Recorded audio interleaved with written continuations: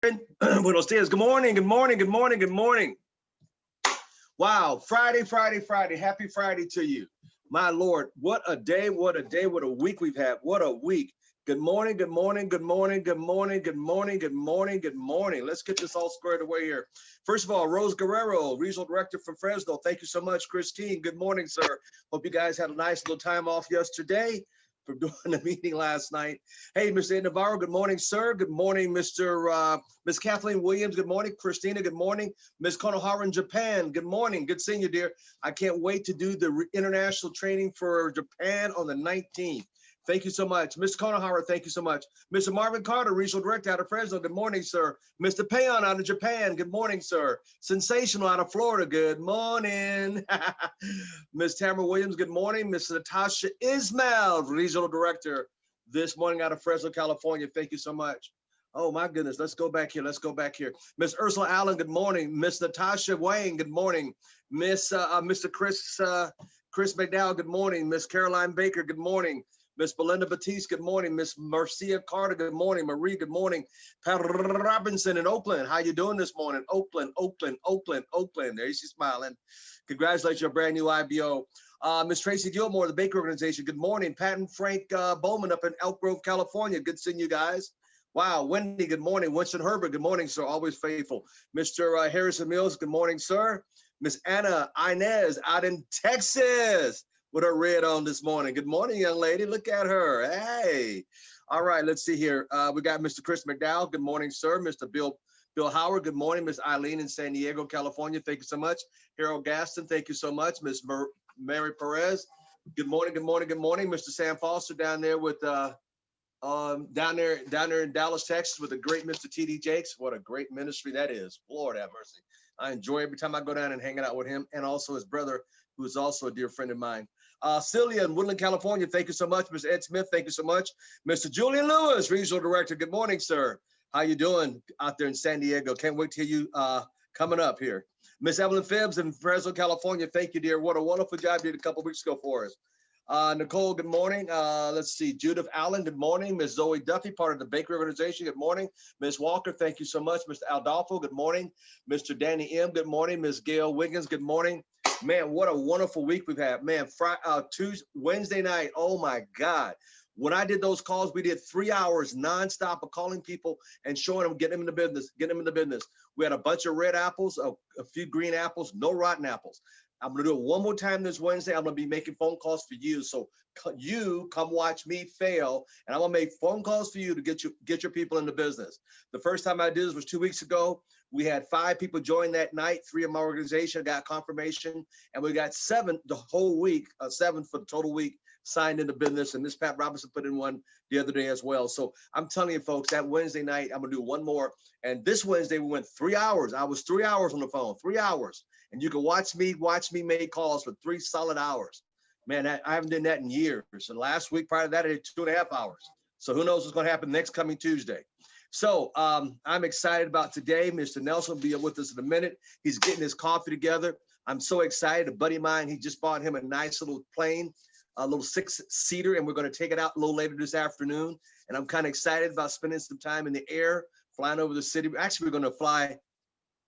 I think we're going to fly up to Reno, go have lunch and fly back. Kind of nice, have friends like that. Got their own planes. You know, what can I say?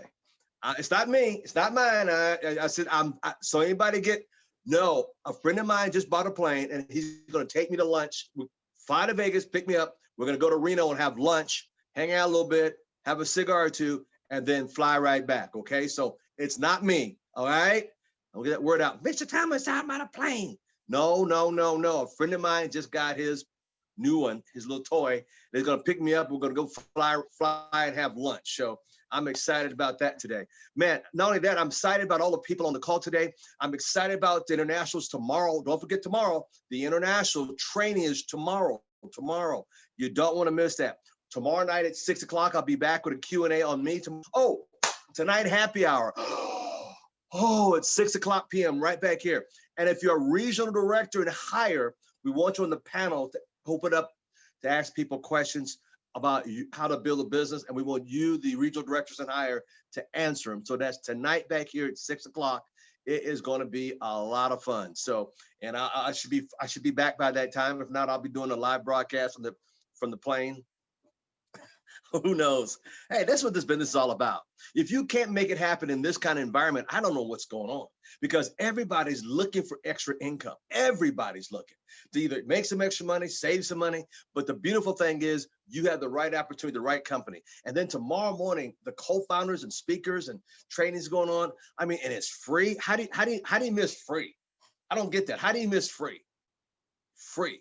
Anyway, so I'm excited about that. Let's see if Mr. Nelson's on yet, because I could go on and on and on, but I just want to try to tone it down. We opened up this Monday with Miss Natasha Ismail, did a fantastic job. Tuesday, my dear friend Jordan Allen was on with us on Tuesday. Oh. Matter of fact, I'll have those books signed by Mr. Jordan. I'm going to meet up with him sometime later today, before I take the flight with my other buddy out. But I'm going to meet up with Jordan so I can get those books autographed, Mr. Bree Clemens. He sent me a bunch of books. He wanted Mr. Jordan and autograph, and me to autograph the page I'm on in the book. But I'm excited about. Anyway, it's going to be a fantastic weekend of training. It's going to be a fantastic weekend of just expanding your business. And it's going to be a fantastic day-to-day with Mr. Nelson, expanding this a little bit more. Because I tell you, how many got blessed last Friday?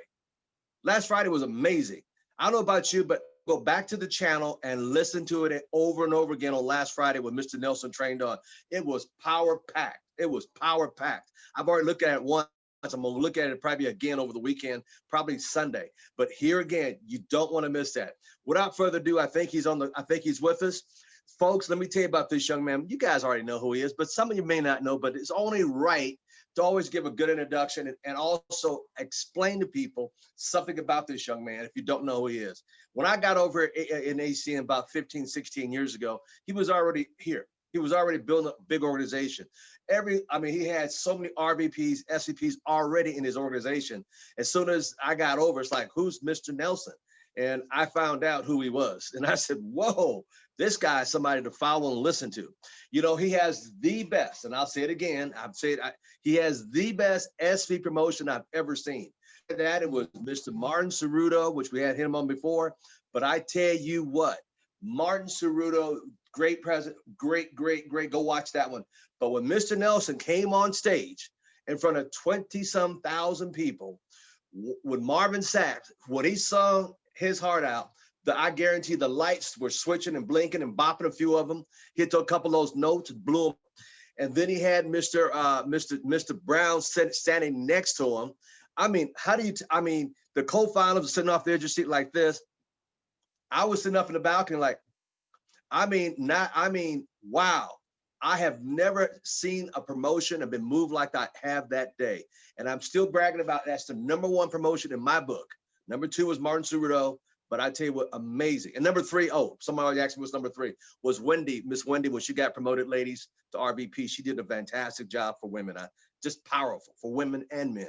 But anyway, without further ado, this young man has an international business. He overrides a lot of RVPs and SVPs in his organization.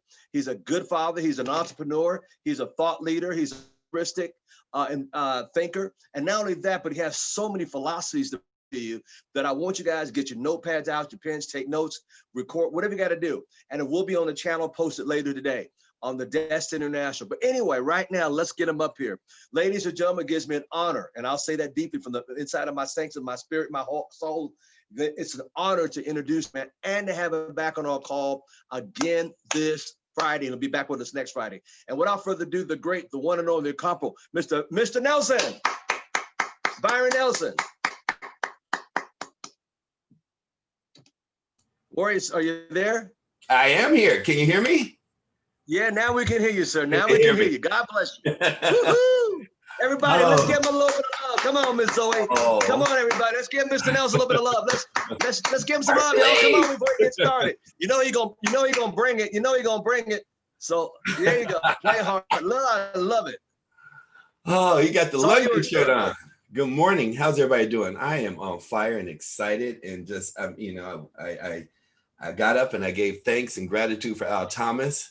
And then I gave thanks and gratitude for everybody else around me, everybody on this call. I just am excited. And all those words, and every time he introduced me, I keep waiting for somebody else to get on the screen. I'm like, I want to take notes. Who the hell is this? But truly, you guys can give an honor, and really, you guys know how I feel about Mr. Al Thomas. Hopefully, you've been exposed to me before. That way I can go away with formalities, but I definitely want those that are new to truly understand and know who Mr. Al Thomas is. He's a legend, he's a myth, he's a brother, he is a father, he is a grandfather. Are you a grandfather, Mr. Thomas? No, we're working on that. So we're working on the Hell no. He said hell no. But he is all of that in a bag of Lay's twice over on a bad day. I love you.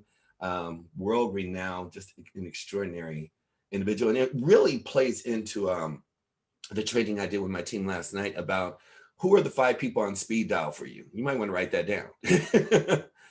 Who are the 5 people? I got him on speed dial. It could be once, it could be every day, or it could be once a year. Who do you have in your circle on speed dial? And as I was listening and training last night, it really, as I trained my team on this, and for some reason, I was not, you know, when you do a presentation or training, you don't think it's effective, and it's actually more effective than all the ones you thought were the bomb. And as my team was just bubbling over after the training yesterday, and I didn't, you know, there's a lot of coaching involved. But one of the key factors of that is who do you have on speed dial? And I went through what's the number one. I'm not gonna play multiple choice. I'll just give you an open book test of just what's the number one thing you should be mastering. The number one thing you should be mastering over everything else is one word. It's called leadership. And then what's the second thing that you should actually be putting on is what is leadership? And that's influence. It's synonymous with influence. So it comes down to how influential are you, and how influential are you attempting to be? And that comes down to creating a crash course. I wonder if I could find that one piece quickly. Jeffrey, if you could give me control, I want to show a few things this morning in between and around my training.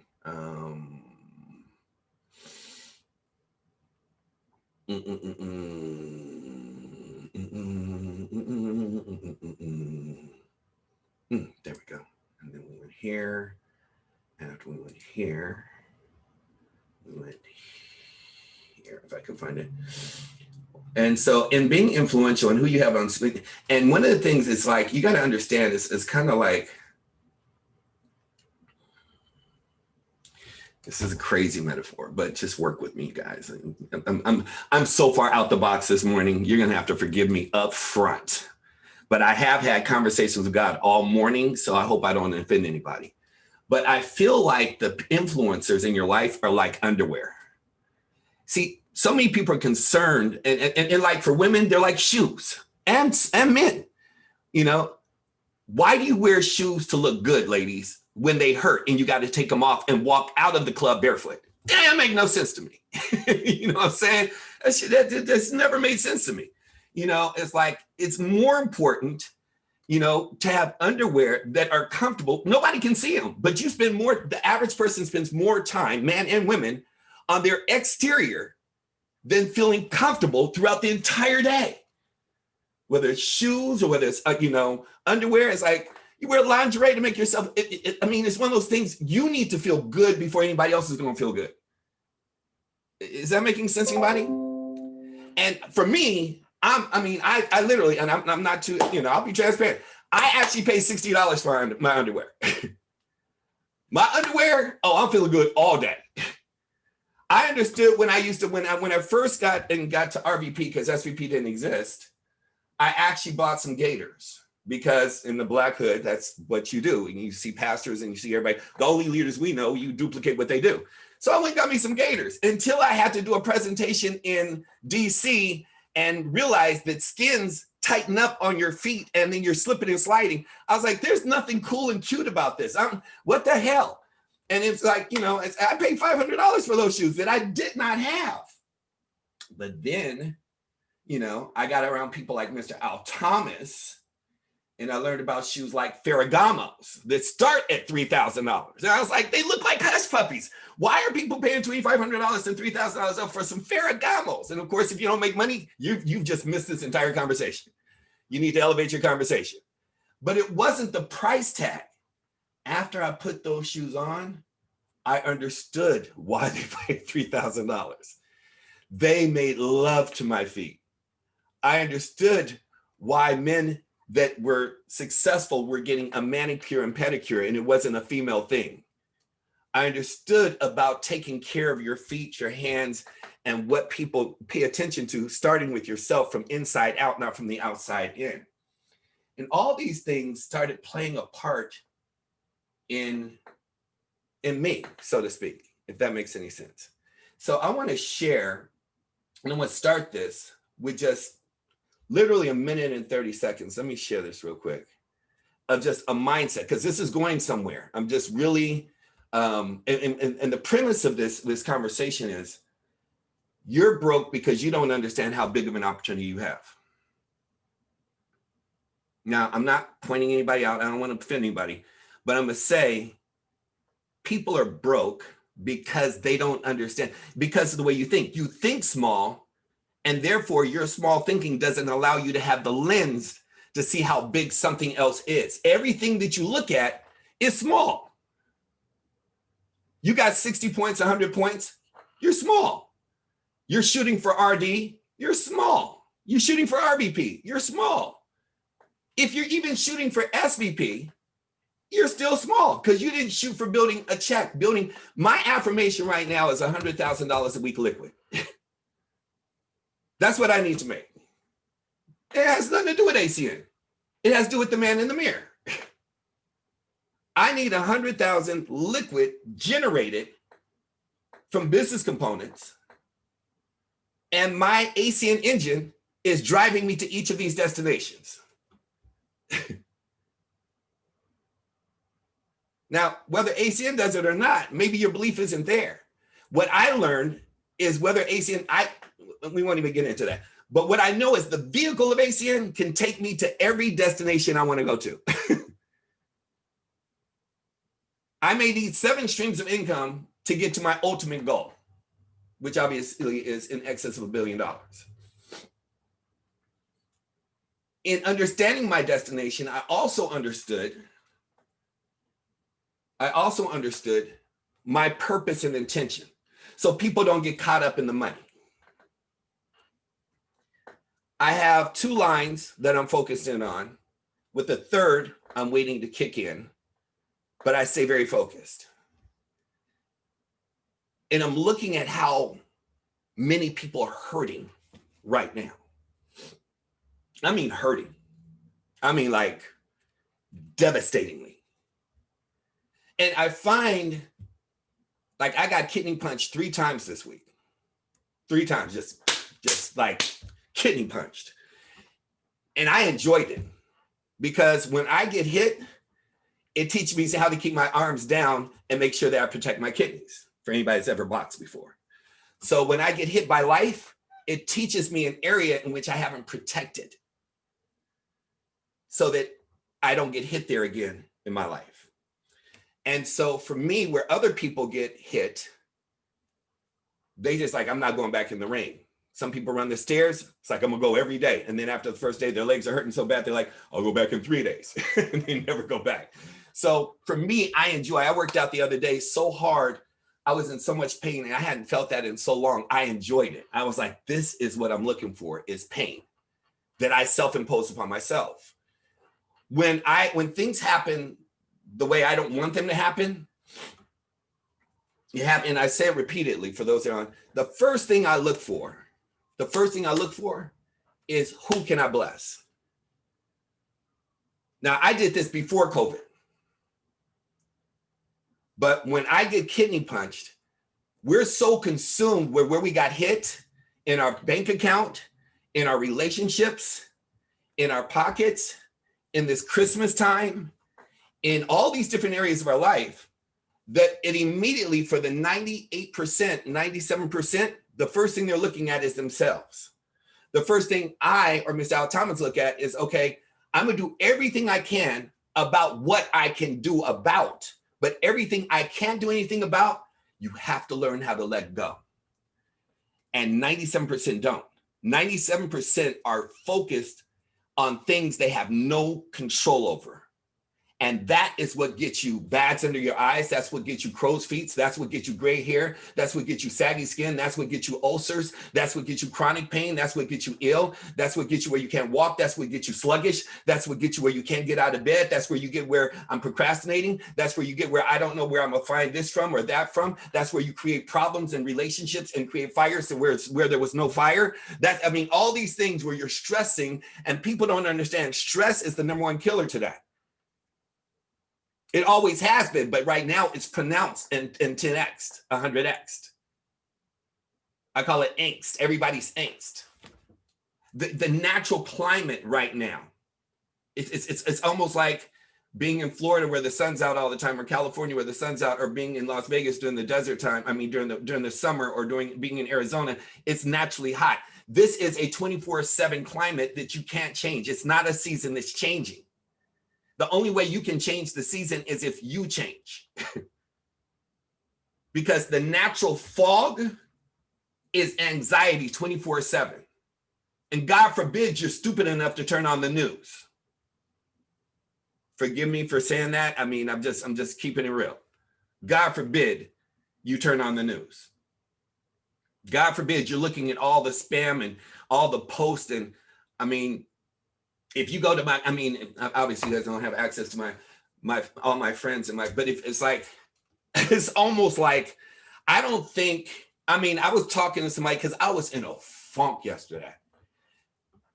And it just keeps compiling. And then somebody, very close to me had asked me, well, how are you feeling? And I was like, I'm numb. I'm actually numb. I had, and some of you guys may know him by TV. This guy I've known him since he was my security for my company. What are we talking about? 30 years ago. He was one of my closest confidants. He's from Los Angeles, and this tiny lister who died yesterday. This wasn't an actor to me. It's like we got pictures on top of pictures of my entire internal circle. It's becoming a weekly occurrence that somebody personal to me dies. And sometimes 2 and 3 people. So why do I share that for you? Not for your empathy and your sympathy, please. I'm fine. I will be fine because I got it in my life. I'm really okay. My point is, if you don't protect your energy and protect your mind, you become a casualty of a war that you know nothing about. That you know nothing about. There are people, I said this last night, so many people are in a state of depression and they don't even know they're depressed.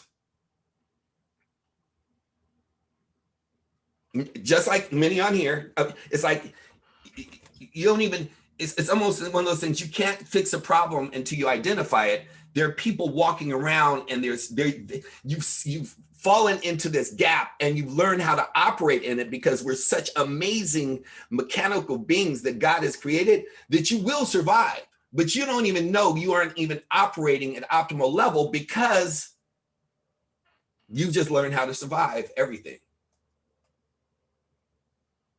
And there's things that you just, it just, your whole energy changes. I know mine has. I can tell when my energy shifts. I went to bed at like 9:30 last night. So that's why I'm so vibrant, because I got like a full tank of gas. Because my team can tell, even on my lowest, and I mean, because I'm not in comparison to anybody. I'm not anybody's race but my own race. So even when I'm like operating at a 6, I'm better than 98% of the people on the planet. Because I built a muscle, because Al Thomas has built a muscle, because my leaders have built a muscle. I hear noise, white noise. I hear, things come up and it's like, I thought I turned this thing off. I'm sorry, you guys. That was irritating. Your wife just called me. Why the hell are you calling me? Hold on one second. Turn this whole thing off. There we go. So see what I mean? That's a reaction. That wasn't a response. That was reaction. Get off my damn phone. But in that, it's like you become very snappy. You become very edgy, and you start hearing white noise. It's like I have to protect my energy because, again, if people have time to talk about you, they don't have enough going on in your life. I started hearing people close to me talking about me and people far away talking about me. I hear people of long-term relationships talking about me and having sidebar conversations without me involved in it. You didn't come to me, you talked to somebody else. And all this stuff starts happening. And this person is in your camp and somebody else is in your business. And all you do is invest your time in wanting to help other people. Do you understand how that could disrupt your spirit? Just nod your head if everybody understands that. See, that's why I love Mr. Al Thomas, because no matter what's talked or said to him, it's not what's being said about me, it's how he responds that makes the difference. That's when you know who's in your top 5. If Mr. Al Thomas has a problem with how I operate as a man, he will come to me as a man and have a conversation directly with me. He won't talk to somebody else about it. He will correct them, eat them alive, and be like, what the hell are you doing? If you got a problem, why didn't you bring it to him and set him on course and protect me to the highest heaven? But then if I'm out of line, just like if he was out of line, I call him and be like, before I accuse you, let me find out where you are. Where are you mentally, emotionally? How can I support you and serve you, not talk about you? Did everybody get that conversation? It's a very powerful conversation. Because usually when somebody goes off the rails, there's something I had to talk about. So I had to share that with somebody else. I was like, I just coached somebody on this 48 hours ago. And she was just like, we've been in the same environment for about 3, 4, 5 years. And just over the last 4 or 5 weeks, she's just been attacking me. And I'm trying to figure out, Mr. Nelson, should I delete this person? Or should I address this person and attack them back? Because she said, I went off the other day. I said, you should sit them down and have a conversation and kill them with what? Love. Say, I don't know what the hell is going on in your life, but this is not our relationship. And you do not have permission to attack me and take out whatever's going on in your life on me, because people will look for outlets and you will become the punching bag if you don't know how to write this down, set boundaries. Now, some of my boundaries are set where I will have a conversation, but I only like to have a conversation if I feel a conversation is needed face to face. I'm not doing Zoom. I'm not doing tech. I'm not texting, because if it's personal to me, we're going to have a real conversation. I'm going to wait. I have the patience to wait 6 years to have a face-to-face conversation with you and love you the same way, because whatever you're going through, whatever made you do what you do, how you did it, whatever you did, it's not my concern. I'm not giving you listen and write this down. When I say I, that means you. I'm not giving you my power. Stop letting people take your power. You have a destiny, a destination of where you're going. And if you let the white noise of other people that are not paying your bills, that are not sleeping in your bed, and they're not on their knees praying with you, and all 3 of those have to happen for me to pay attention to your behind. If those 3 things are not just you paying my bills, that's not good enough. That's just a whole nother conversation. But you aren't in my bed. That means I don't have to wake up to you. And you aren't on your knees praying with me. Then you're insignificant when you come to your negative conversation for whatever your reasons are. You choose your own position in my life.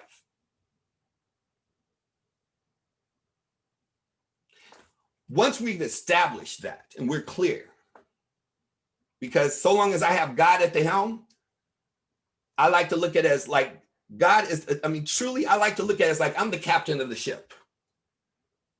But the captain of the ship doesn't have the power of the ship. The people that have the power of the ship are in the gully of the ship. They're in the belly of the ship. A lot of people think the captain has the power. The captain is conscious. The people in the belly, that's the subconscious. They're working when nobody else works. That's why most people end up shipwrecked. It's because they're actually they're in the subconscious, and they're trying to say, God is my captain. You're saying the consciousness is your captain. No, the subconscious is truly the power that works when you're asleep, when you're awake, when you're at 24/7, 12. So I give the blueprint of the destiny, my destiny, to the belly of the ship. So that when as a captain, as I go to sleep, he gave me the power of choice. So if he gave me the power of choice, and he told me, my daddy told me, that I am dominion over all living things, starting with my own life, then why would I give you the helm of a ship that was never yours in the first place? Somebody gonna get this morning. I'm sorry, I'm on one. So I love it. So how big are you? What is your lens? What lens are you looking through? How big of a picture is your life supposed to be? So many people are controlled by money, other people, genitalia, parents. You got all these, vices.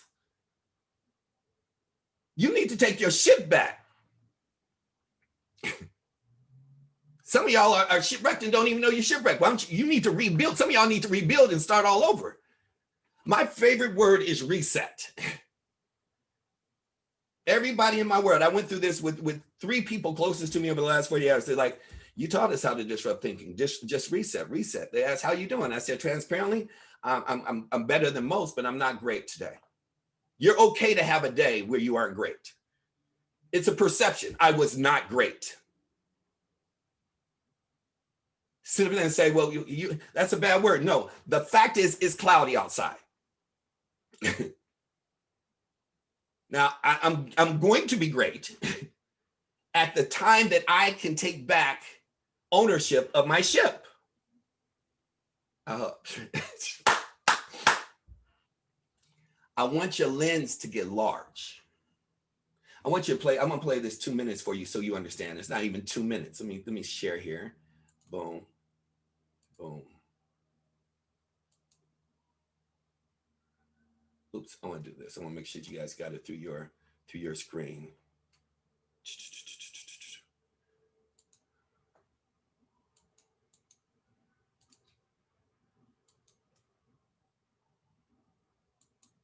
If your job is to try to be the best basketball player you can be, right?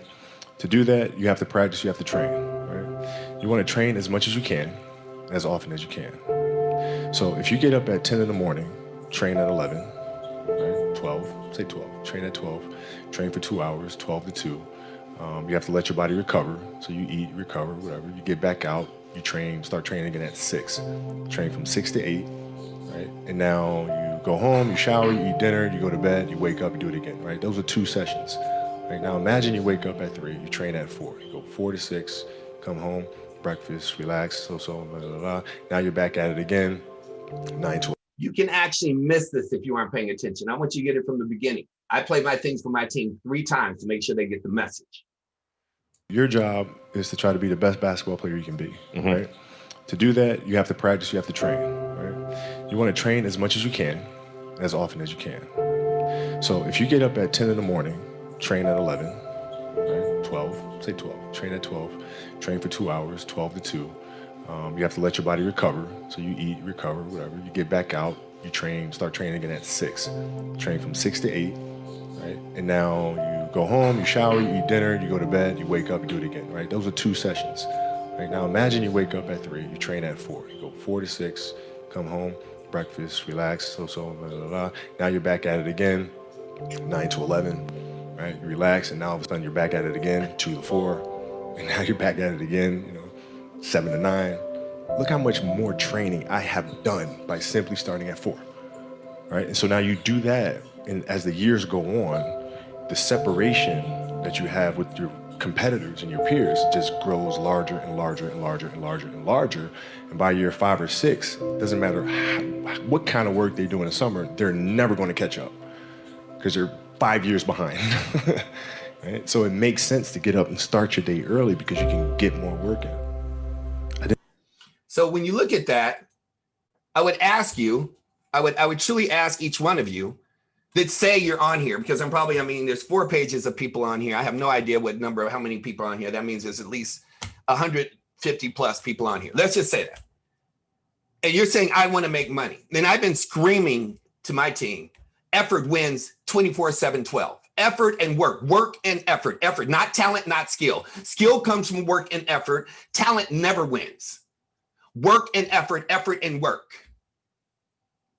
Now, you're talking about, I want to be rich, but I'm working an hour a day in my business. And 99% of people aren't even working an hour a day in their business. They're doing activity an hour to 2 hours a day. This is not work. This is called preparation. This training you're getting, this is not work. This is preparation. Work is you getting customers and getting new business partners. So you haven't even worked. You probably have plugged into all these trainings and you keep going to training after training. You don't have any new people on the call unless you can tell me you've been working during the month of just the year. You've been working for the year of 2020. 2020 is almost gone. We're halfway through freaking December. Do you have 20 brand new people on this call? Hold it. That's 2 new people per month for the last year. What the hell have you been doing? Do you have 24 people on this call? Hold it. Do you have 12? 12 brand new people, 1 a month, to get this information and get it from someone, Al Thomas, who brings you giants. Screw your title, RVP, RD, BBB, Tidy D. Are you working?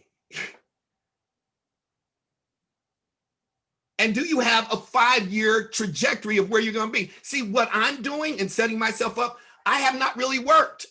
I've done a lot of activity to support and keep my team in place for the last 2 years. I didn't go to work till last month. It will all show up in 2021. I challenge any SVP or RVP to match my production in 2021. I'll say that publicly. They don't need to know me. I'll always be in the top 3 for 2021. The decision was made a long time ago. Well, are they on the chart? I don't need to be on the charts. My check is so big. The checks I get, you don't need to see me. You don't even need to know me. I don't even want nobody to know me except for who I'm working with, which is 2 or 3 people. That's it. If I had my choice, I wouldn't even want their teams to know me. I would just want to pour into them and make them beast and them responsible for their whole team. Unfortunately, it doesn't work that way. Not at least in the first 60, 90 days. But after 90 days, I don't want to know nobody on their team. They will know my name. I don't want to have any conversations. If I do my job as a leader, remember when I say I'm talking about you, being me, being you, being me.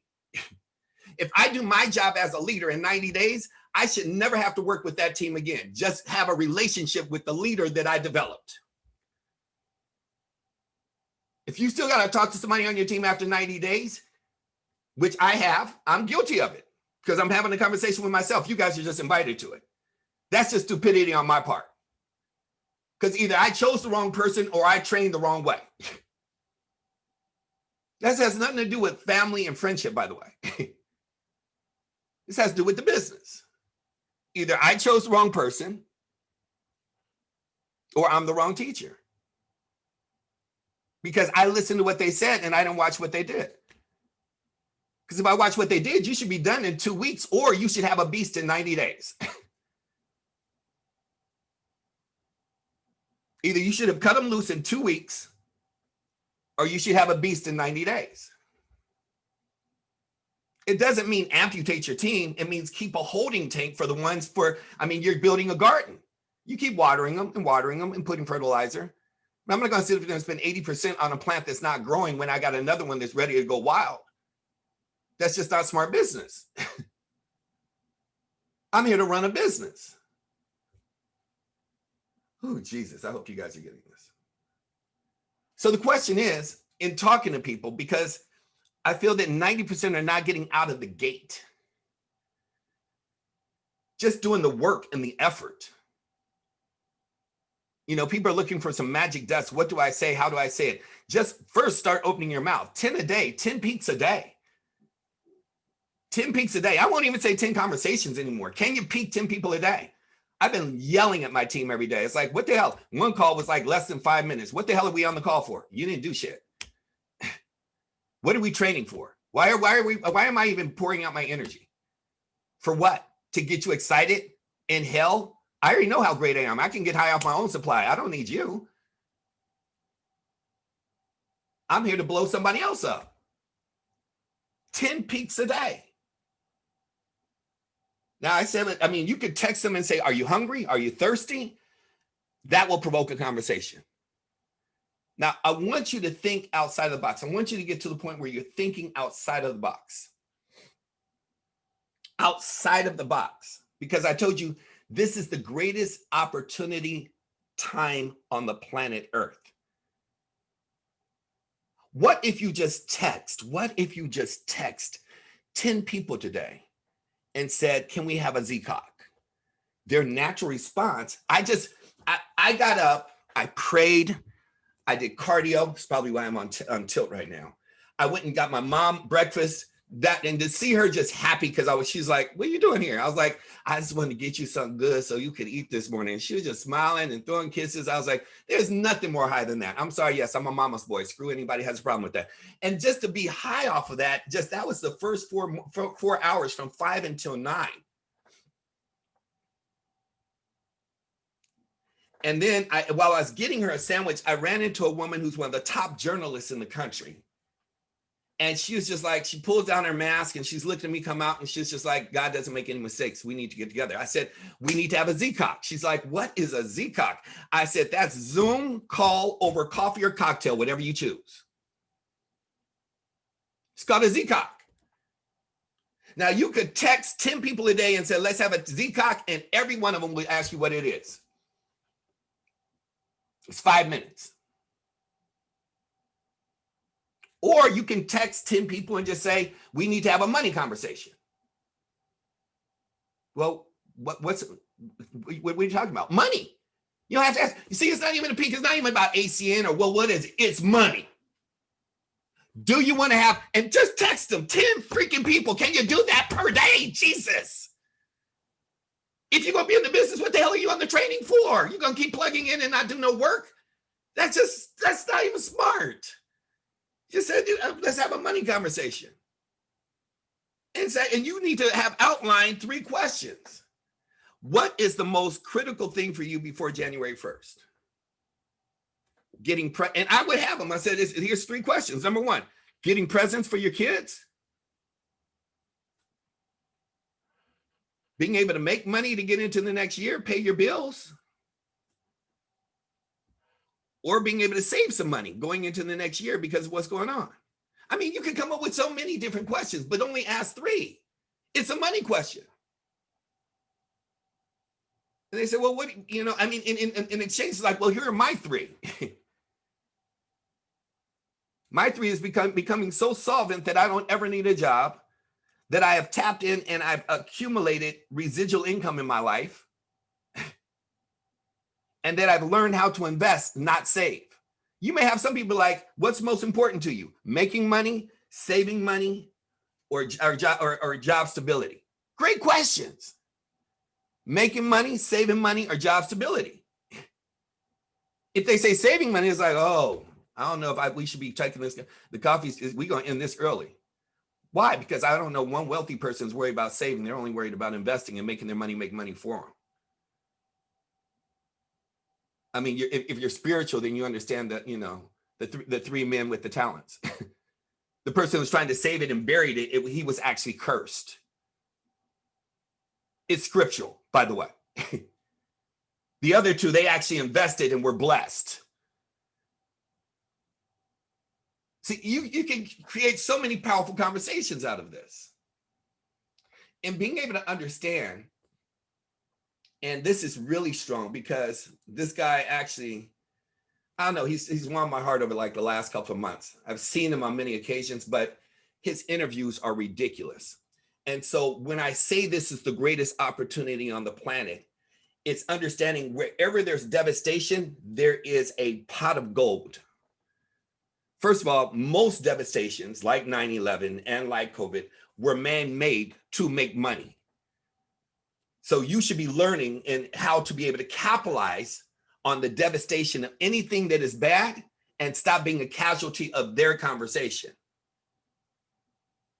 So for me, I'm looking at it and saying, wow, I mean, if I'm on here and I don't have any prospects and then my friends, they're all broke-minded and I don't know how to reach people and I don't know where to find people. And, I mean, my list is like, and then I'm on top of that. I mean, we can't go out. Doesn't that tell you need to figure out how to have a presence online? I mean, that should scream at you first and foremost, that you should have a presence online. That 98% of all people that are going to thrive today are going to have a presence online. That you don't have to be the greatest speaker. You could sit up there and you just have to have the content. It's mastering your craft. It's working on yourself. It's what you should have done before COVID and before online, because the first thing you need to learn how to create in business is interpersonal skills. You don't have to be boisterous. You don't have to be loud. You don't have to be flamboyant. You don't have to be colorful like me. You don't have to be any of that. You can talk however you're talking. You do not have to be anything than what you currently are in becoming the greatest version of yourself. You don't have to be like anybody else other than the person in the mirror. Isn't that a beautiful thing? Now that you got permission to be you, why don't you freaking become the best version of you? If nobody gave you permission to be you and you thought you had to be somebody else to make money, somebody lied to you, because you aren't going to be able to make money being me, because you're going to be a bad duplicate. You aren't going to be able to make money being like Al Thomas, because you're going to be a bad imitation. You're not going to be able to make money being like great. You're going to be terrible. No matter how great you get at it, there's not going to be another one. So you might as well get great at being what you have control over, that one version, a masterpiece of who you are. That just kind of makes sense. That if I just work harder on myself to max out my time, if I took on what Kobe just said, and I'm planning 5 years from now, and I work in the morning and I get up at 4 or 5 o'clock and I work until 12, and I do that for a season, if I want to be the best, then I could develop any skill set that I want. I can learn Spanish, I can learn Russian, I can learn Yiddish, I can learn network marketing, I can learn skill sets, I can learn how to peak, I can learn how to pass, I can learn how to do a conversation, I can learn how to do a presentation, I can learn how to accumulate 200 customers, I can learn how to accumulate a customer a day. My God, what would that do to my income and the now money and the residual income? And if God forbid I get 3 or 4 people that duplicate what I do, what if I learn how to just be able to manage my emotions and be on even keel and not get excited when somebody hits ETL or RD or RVP, but just in turn, I'm building a check on top of check, and my team is getting checks and checks of the people. If I could just focus and find 3 people that are willing to go balls to the wall, just 3 people that won't come up with excuses, 3 people that will practice when I'm not watching them, 3 people that will talk to 10 people whether I help them or not every single day, 3 people that want to build a massive residual check, 3 people that want to take over the world, just 3 to 4 people. Because if I work on 2 to 3 people as I'm doing right now, guess what? Just like when I did that, 2 to 3 more people will show up, and I'm interviewing. I got people that I peak every day. And all I'm looking for out of 20, 30, 40 people that I talk to, whether it's online, whether it's a bill collector, whatever it is guess what? They have to stay in line, just like the first 3. And I put them in the one who actually shows the most tenacity, the most patience, that wants to learn the most, that's the most excited. I put them in a waiting tank and see if they have the long-term attitude, the long-term mentality, the person who really wants and sees the value in what I'm doing and says, I don't care when you're available. I want to own my own show. Your name is Oprah. If you call me in 2 years, I'll show up. Not somebody that's like, oh, well, it's past and you didn't give me a call back. No. People, how long will a person wait to work with you? Probably as long as you work to work with you, because you don't even work yourself. So how can anybody see that you aren't even working on yourself? How could anybody see any value in you to be able to wait that term? You're more worried about people than what's in the mirror and what you have control over, what's in the subconscious, what's in the belly of the ship. of being able to really just hone my skills. If I talk to 10 people a day, 10 people a day. If you talk to 10 people a day in whatever capacity, I promise 30 days, 60 days from now, you won't ask what to say because you will have figured out what the hell to say. And now your blade is sharp for when you come across an Al Thomas, a Byron Nelson, or a jammed up leader. They're like, oh, this person knows what they're talking about. You got me enrolled. You got me intrigued. I mean, I had no interest until we had this conversation. I've been approached by 7, 8, 10 people. I've been approached by 20 different opportunities, but you got my attention. There's not one person I talked to that has not told me that. I never thought about even looking at a business, let alone this, until I had a conversation with you. I know you never met me and I haven't met you.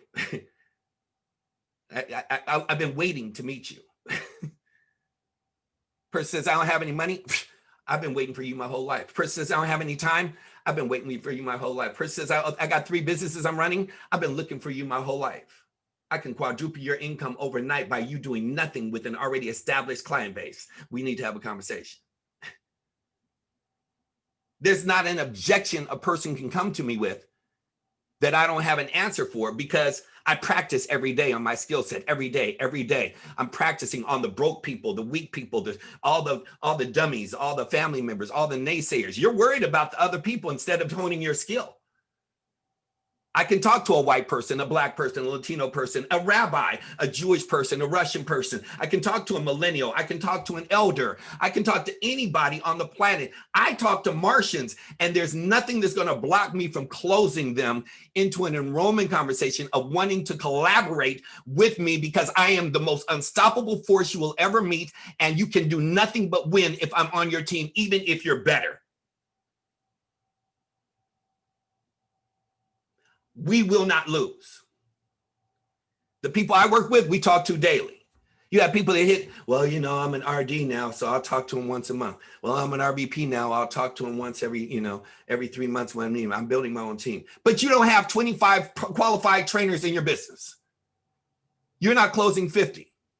I do that in my sleep when I'm working. I do that by myself. Just keep watching the charts. Just watch. I do that without trying.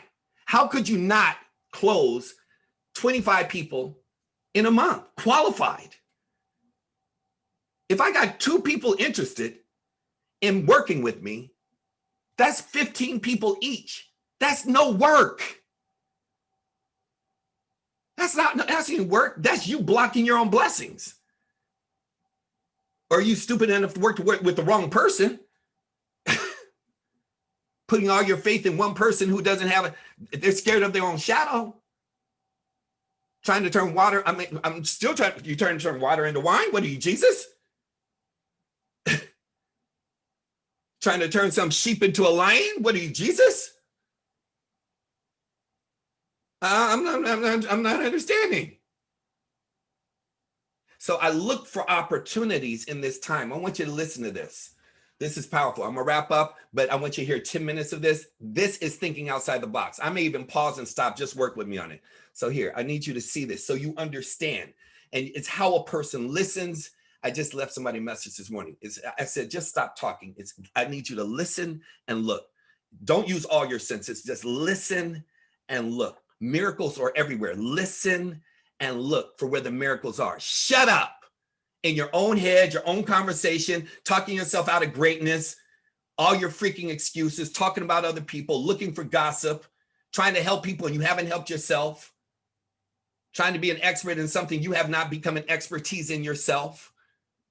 Screw your titles and everything else you think you know and let go. Now watch this. Let me share this real quick.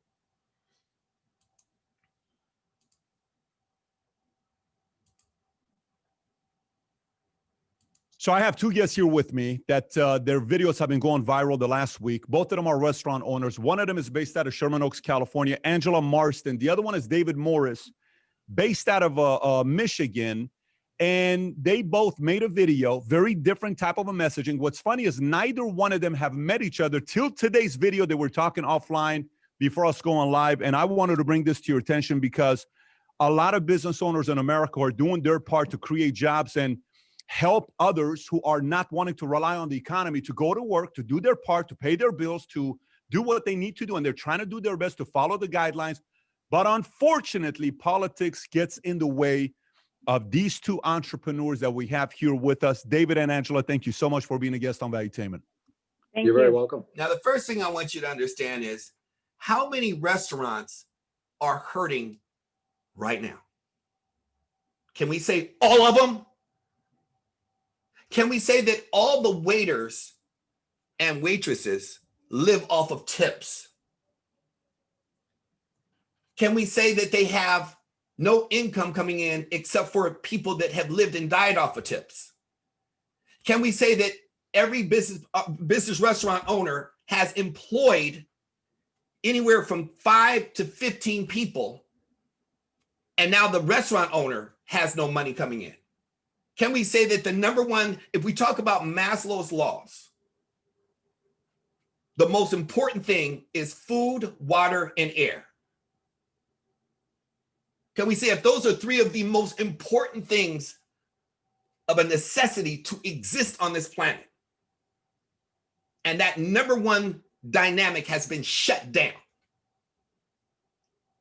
and I wanted to target market where I could put in a flyer in my church, in a blog, if I could put together if I just created my own new Facebook and I said, for only people in the restaurant business, waiters, servers, and cooks.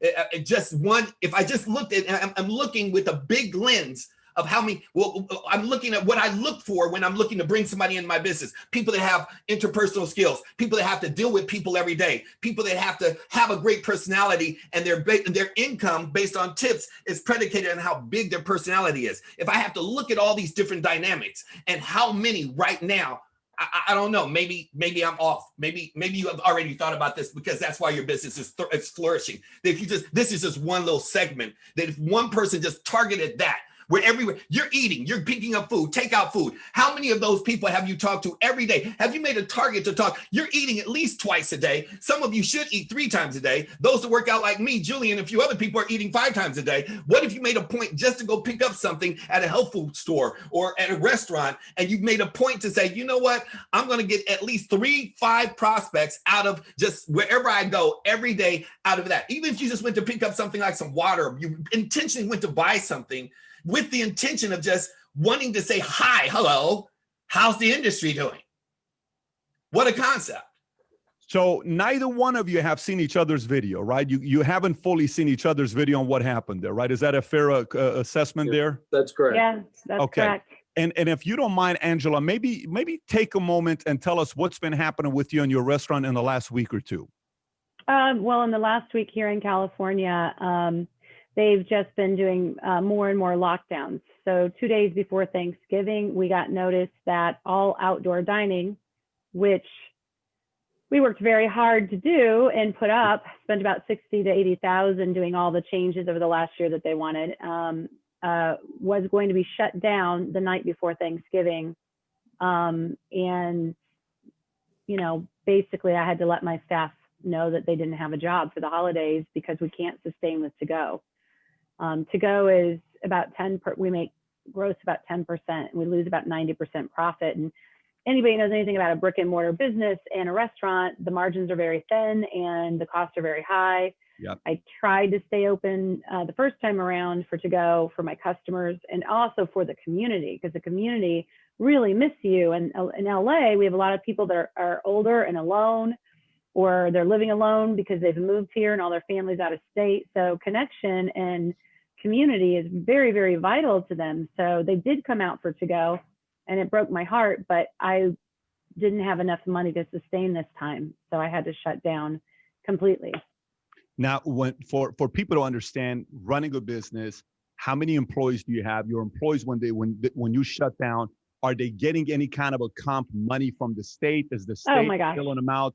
Tell us the details behind it.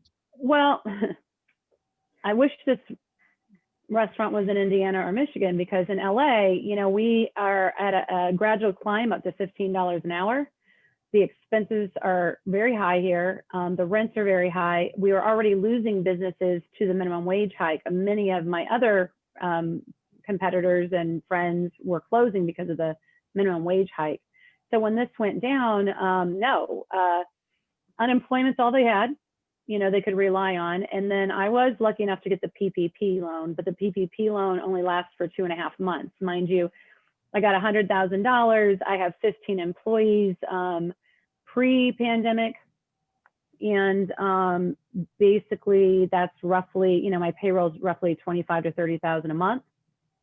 And so between rent and that, it lasted 2.5 months.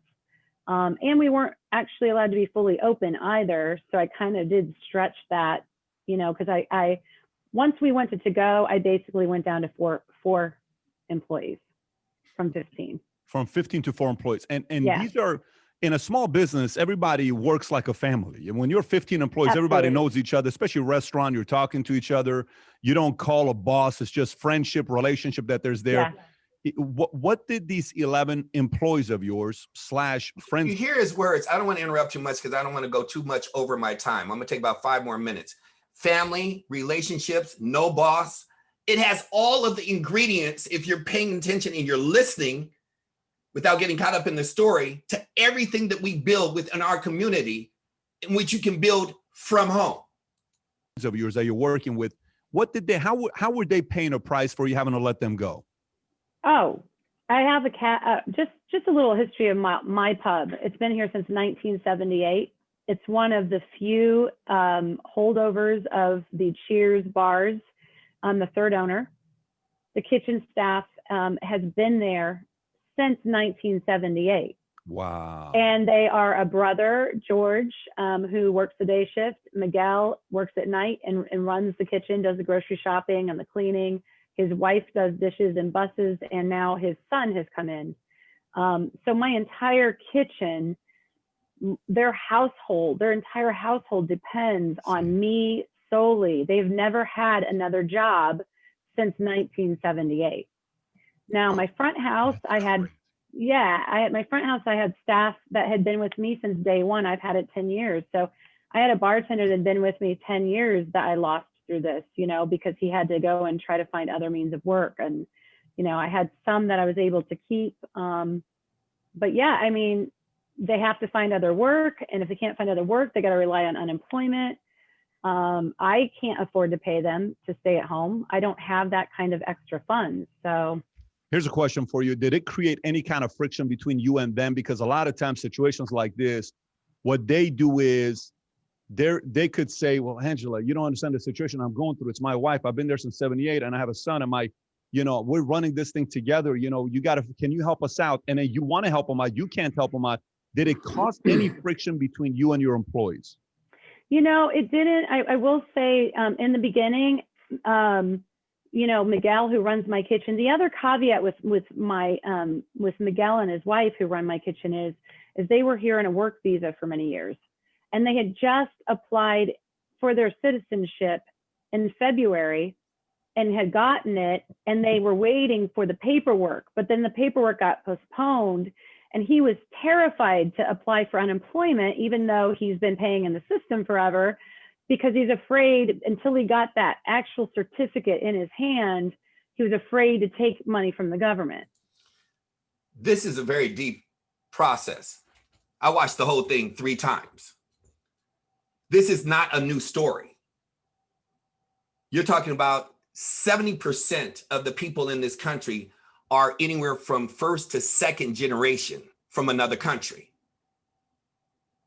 It's the land of milk and honey, even if it's just perception-wise. It's the most powerful country in the world, even if it's just perception-wise. It's the most open door policy of all the countries on the planet, even if it's just perception-wise. The population in California alone dwarfs the entire population of all of Canada. Let me say that alone. Just Los Angeles counties alone, Long Beach, Ventura, Long Beach, just the glut of California in the Los Angeles basin of 5 counties has more of a population than the entire country of Canada. and you're looking for a freaking opportunity and you're broke in this business, if a person stays broke between now and February, they're supposed to be broke when God gives you this opportunity to bless other people. There are too many, I mean, to the point where there's lines in which I'm working, and I don't want to put the cart before the horse.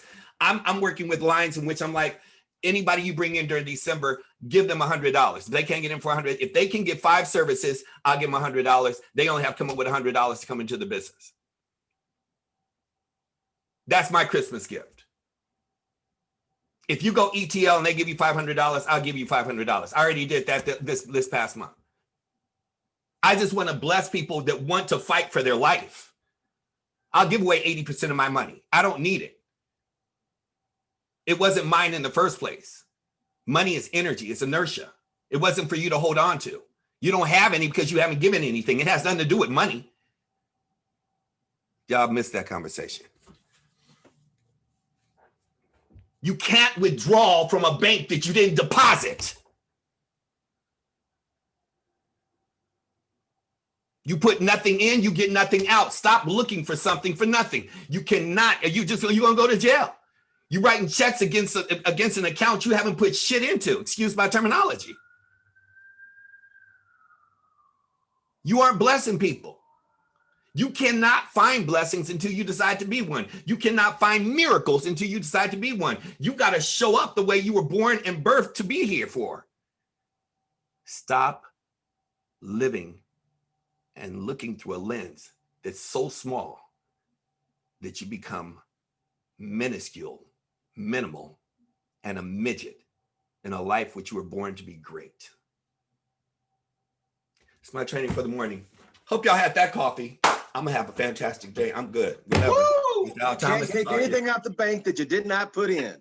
Lord have mercy. And so many people are not givers. I mean, Mr. Cooper talked about that on Wednesday. I talked about it all the time. You talked about it. I don't know why people can't get in that thick head that you're trying to take something out and you ain't gave nothing. Closed fish, you can't give receipt. Mr. Nelson, thank you. I love it, man. You got me so jacked up over here. Look, effort and work is so true. And I've said this, and I'm hearing Mr. Nelson, I'm saying, man, it sounds like me. I'm not the youngest, I'm not the handsome, but you know what? I'll flat out work you. Y'all overheard me say it over 1 trillion times, and you're still sitting there like a bump on a log. I love it. I love it. I love it. 4 a.m. every morning. I told Mr. Brian Baker yesterday morning, I got up at 3:30. He goes, 3:30? I go, yeah, no, I'm gonna get up at 4. I couldn't sleep. I got to go help some. I got to go out and do things. I took my walk. I worked out. I went to the store, and they don't open at 6. I was there at 5:15. Dang, I'm sorry I'm that early, because that's what we do. I love it. I love it. I did a call on Wednesday. Watch me come watch me lose. Come watch me fail. And because they still ain't getting it, Mr. Nelson. They don't get it. It's like, look at that video. Everybody is looking today. If that video did not hit you, you didn't get it. Everybody is looking. How do you not? 380 million people are standing still looking for something. Holiday's coming. They don't know how to put gifts under the tree. You got the solution. You got the answer. Oh my God, I'm blown away. So stop letting people take your power. Can we give Mr. Nelson's, man, that, whoa. And all you cheap people out there, start giving something away. Start helping people. Taking. I love it. Take your title away. What have you gave anybody lately? My God, I love it. I love it. My goodness. 10 peaks a day. Look at me. I'm about, man, I have to walk around the block to cool off. That is so important. So come on, let's show Mr. Nelson some. Man, this was amazing today. And I'm gonna tell you something. Yeah, he's a GOAT. Great. Yeah. Y'all need to go back to the channel and watch this over and over and over and over and over.